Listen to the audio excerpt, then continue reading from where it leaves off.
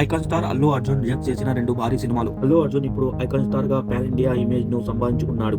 Career లో ఎన్నో block buster హిట్లు సినిమాలు చేసిన బన్నీ కొన్ని భారీ సినిమాలను కూడా రిలీజ్ చేశారు. అందులో ఓ 2 సినిమాలు చేసి ఉంటే మాత్రం ఆయన రేంజ్ వేరే లెవెల్లో ఉండేదేమో. 2020లో కొరటాల శివ అల్లు అర్జున్ కాంబోలో ఓ మూవీ ప్రకటించారు. ఇద్దరు సముద్రపు ఓడను నిలబడి ఉన్న ఫోటోను కూడా రిలీజ్ చేశారు. కానీ బన్నీ ఆ కథ నచ్చక రిజెక్ట్ చేశాడు. పైగా చిరంజీవి రామ్ చరణ్ తో చేసిన ఆచార్య ఫ్లాప్ అయింది. ఆ దెబ్బతో కొరటాల శివను పక్కన పెట్టేశాడు బన్నీ. అదే కథతో కొరటాల శివ ఎన్టీఆర్ తో దేవర మూవీని తీసి బ్లాక్ బస్టర్ హిట్ అందుకున్నాడు. అది పాన్ ఇండియా స్థాయిలో 500 కోట్లు పైగా వసూలు చేసింది. అర్జున్ రెడ్డి మూవీతో సంచలనం రేపిన సందీప్ రెడ్డి వంగతో అల్లు అర్జున్ ఓ మూవీని ప్రకటించారు. కానీ అనుకోని కారణాలతో దాన్ని పక్కన పెట్టేశారు బన్నీ. అదే కథతో రణబీర్ కపూర్ హీరోగా యానిమల్ మూవీని తీశాడు సందీప్. అది ఎంత పెద్ద హిట్ అయిందో చూశాం.